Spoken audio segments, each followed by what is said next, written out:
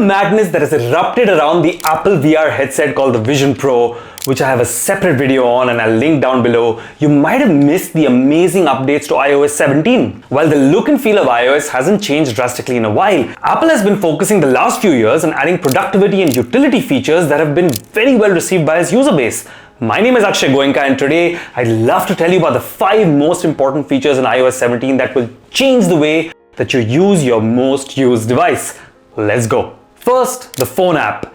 Apple just released contact posters to show you big pictures or emojis of who's calling. They decided that you don't just need to be told who's calling, they need them to jump out at you from the screen and make sure it's not just you but everybody around who may not have been able to read the text on your phone earlier but now can see the picture and knows who's calling. I'm kidding, I think these look great, but I do hope that there's some way to link them to focus modes so that when I'm at work in a meeting, the whole boardroom doesn't know that it's Fatty calling. The second big feature, which I think is incredibly useful, is live voicemail. It shows you a text version of a voicemail that someone left you. Though I must point out that I'm a bit confused.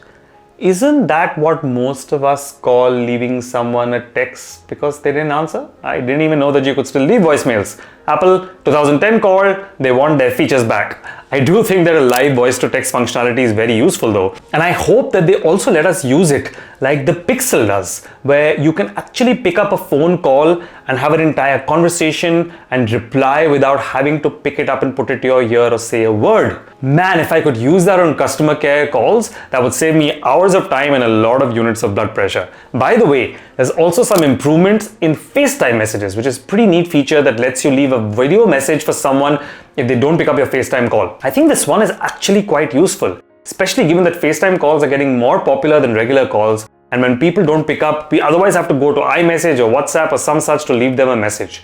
I do wish though that they would have added a feature to see if the call is actually ringing just like WhatsApp does, so you know if you're actually getting through to the other person or if their network just isn't good and they never got the call. I've been deceived too many times into thinking that I've called someone on FaceTime and that they'll see the missed call and call back when they actually never got it. In fact, this is the main reason why I make most of my calls on WhatsApp nowadays. So Apple, if you're listening, this is a great one for iOS 17.1. Second, messages. Whilst the basic UI and functionality hasn't changed, there's a bunch of neat features including better search, where you can add multiple search terms into messages just like you would on email.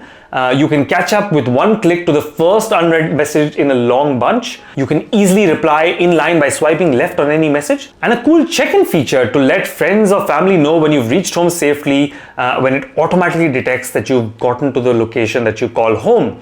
Well, this is great for parents and worried partners, but I can't see this being too popular with kids who are trying to sneak in later than promised. So much for trying to take off your shoes and tiptoe to the room, buddy. Apple is on your mom's side on this one. And if you don't respond, it can automatically share useful information such as your current location and the route you took. And they'll also be able to see your battery level and cell service status so they know if you might be able to take their call. Sheesh, they literally covered every excuse you could give your mom. Thanks, Apple. Finally, what I think is one of the best features, voice to text conversion for any audio message so that you don't have to listen to your mom rambling on for 3 minutes, but you can actually scan the text version of that message to get the important bit about wanting to have dinner together this weekend.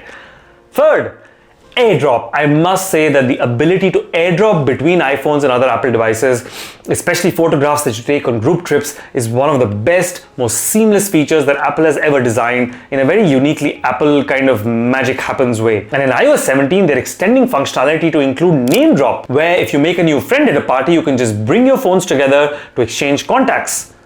It also works between an iPhone and a watch. So if you mistakenly reached around another person's waist to get to the table with drinks or snacks at a party, you are now compelled to be friends by Apple. But on a serious note, it's a pretty great feature. They're also making it easier to airdrop. So if you want to airdrop pictures, you can just bring your phones closer together and then leave the room and go home out of airdrop range and it will still work.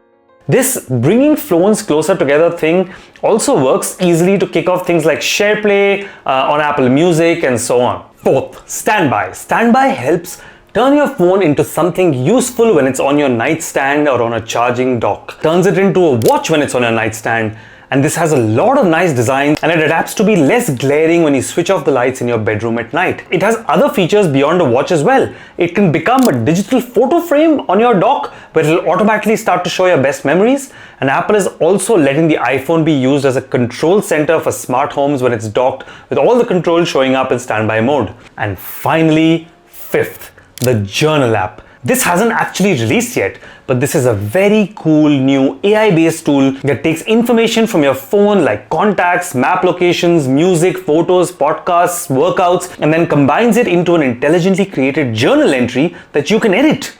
I personally think this is great and a very nice way to journal trips and memorable days like weddings and birthdays to save in one place. And I'm excited about using it. There's a few more features that I won't cover in detail, but I'll put up on the screen here. What's your favorite feature in iOS 17? What's the feature that I should cover in more detail? Let me know what you think in the comments below and hit subscribe to keep getting more. And why don't you watch my video on the most talked about product that Apple just released in a very long time, the Apple Vision Pro VR headset. I'll link the video here. See you there.